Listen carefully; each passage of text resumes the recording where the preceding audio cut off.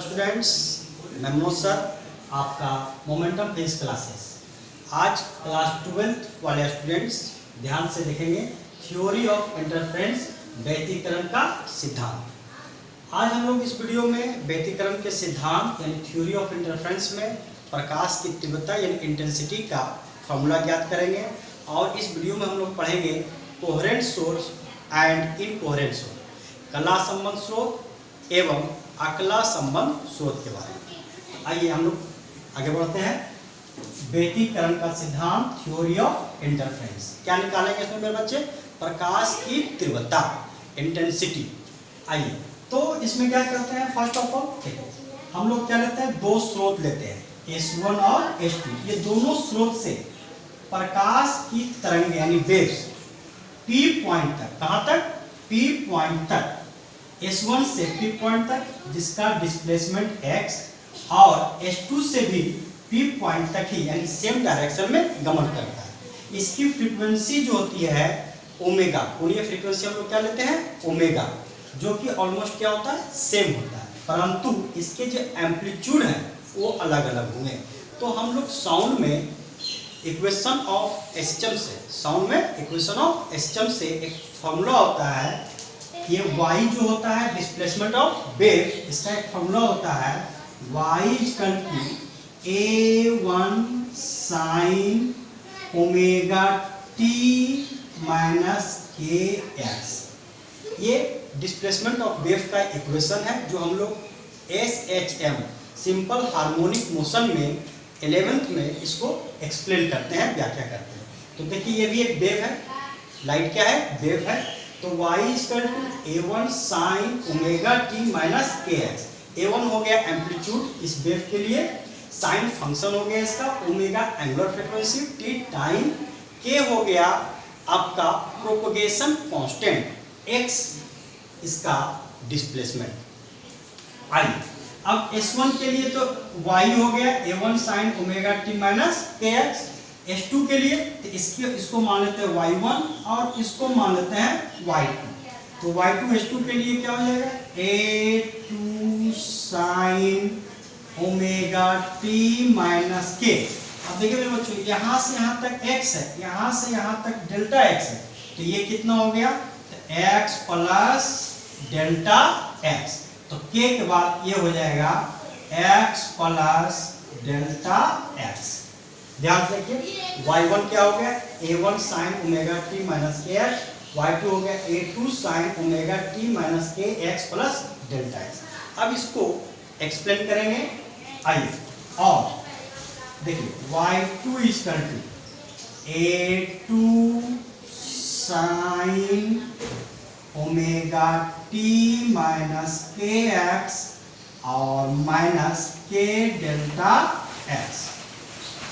अब इस k delta s को ऐसे भी लिख सकते हैं मेरे बच्चे, तो y2 equal to a2 sin omega t minus kx minus five. यानी फाइव को यहाँ पर बोलते हैं फेज डिफरेंस। फाइव को क्या बोलते हैं? Phase difference. फाइव क्या बोलते हैं मेरे बच्चे? Phase difference. और ये फाइव इक्वल टू होता है k डेल्टा x। तो k तो हो गया प्रोपगेशन कांस्टेंट, k को क्या बोलेंगे हम लोग? प्रोपेगेशन कांस्टेंट, k को बोलते हैं प्रोपगेशन कांस्टेंट। डेल्टा x होता है पाथ डिफरेंस। डेल्टा x क्या होता है? Path difference, path difference. Clear? अब हम लोग यहां से निकल गया फाइव का value k delta x। k का एक फॉर्मूला होता है मेरे बच्चे जो साउंड में हम लोग एक्सप्लेन करते हैं 11th वाले बच्चों के लिए, है ना। k का एक फॉर्मूला होता है, यहाँ पे याद रखें, 2 पाई बाई लैम्डा। k का फॉर्मूला क्या होता है? 2 पाई बाई लैम्डा। अब हम लोग यहाँ पर क्या करेंगे? प्रिंसिपल ऑफ सुपरपोजिशन लगाएंगे। क्या लगाएंगे हम लोग? प्रिंसिपल ऑफ सुपरपोजिशन, अध्यारोपण के सिद्धांत से। कौन सा सिद्धांत से? तो अध्यारोपण के सिद्धांत से। तो y इक्वल टू, ये जो y जो है वेव जितना डिस्प्लेस किया है y, है ना, वेव जितना डिस्प्लेसमेंट हुआ है, ये आपका ब्राइट बैंड है और डार्क बैंड है, अल्टरनेट प्राप्त हुआ है। ये स्क्रीन है, स्क्रीन से स्रोत के बीच की दूरी d है, ये दोनों स्रोत है जिसके बीच की दूरी स्मॉल d है। डेल्टा x आपका पाथ डिफरेंस है ना। तो आइए देखते हैं y इसके अकॉर्डिंग, तो प्रिंसिपल ऑफ सुपरपोजिशन अध्यारोपण के सिद्धांत से y equal to y1 plus y2, y equal to क्या हो गया मेरे बच्चे, y1 प्लस y2 हो गया।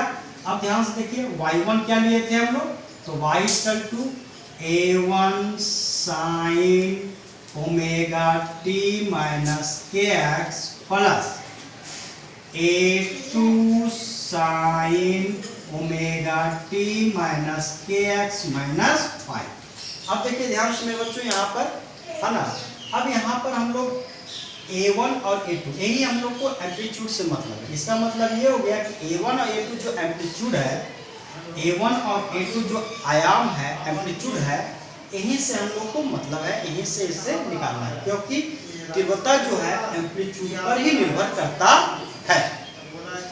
तो a1 a2 किसका फंक्शन हो गया, साइन का फंक्शन हो गया, और उसमें क्या आ गया आपका फाई आ गया। तो a1 a2 जो होता है वो वेक्टर क्वांटिटी होती है, सदिश राशि होती है, वेक्टर क्वांटिटी होती है।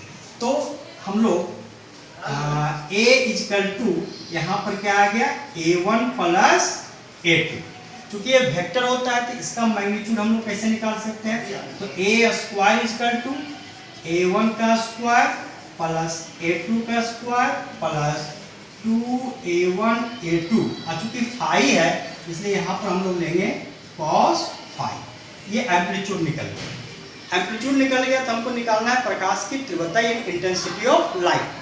तो ध्यान देखिएगा साउंड में हम लोग प्रकाश की तीव्रता को, साउंड में है ना ध्वनि की तीव्रता वहाँ निकालते हैं, वही यहीं पर भी काम देगा। तो उसका फॉर्मूला होता है I equal to half rho भी ओमेगा स्क्वायर ए स्क्वायर, ये होता है इंटेंसिटी का फॉर्मूला, जिसमें हाफ नंबर है, रो हो गया डेंसिटी, भी हो गया वेलोसिटी, ओमेगा हो गया एंगुलर फ्रीक्वेंसी, ए हो गया एम्पलीट्यूड।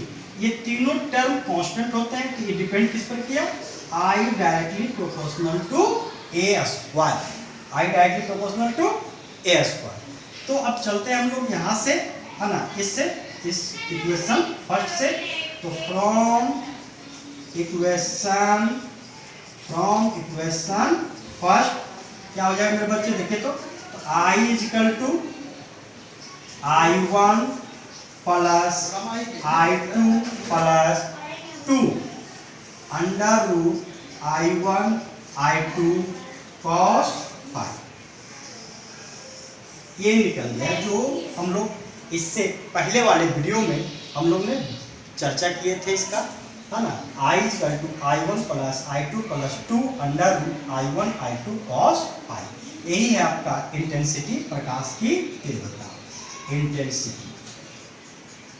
अब वहां पर हमने चर्चा भी किया था कंस्ट्रक्टिव इंटरफेरेंस और डिस्ट्रक्टिव इंटरफेरेंस। अब उसके बारे में हम लोग देखेंगे कंस्ट्रक्टिव और डिस्ट्रक्टिव। तो यहीं से आपका कंस्ट्रक्टिव, यहीं से आपका डिस्ट्रक्टिव निकलेगा मेरे बच्चों। देखिए थोड़ा सा ध्यान से, है ना, अब इसको मिटा रहे हैं नाउ। तो हम लोग देखेंगे कंस्ट्रक्टिव इंटरफेरेंस, है ना। तो कहता है intensity will be maximum, intensity will be maximum.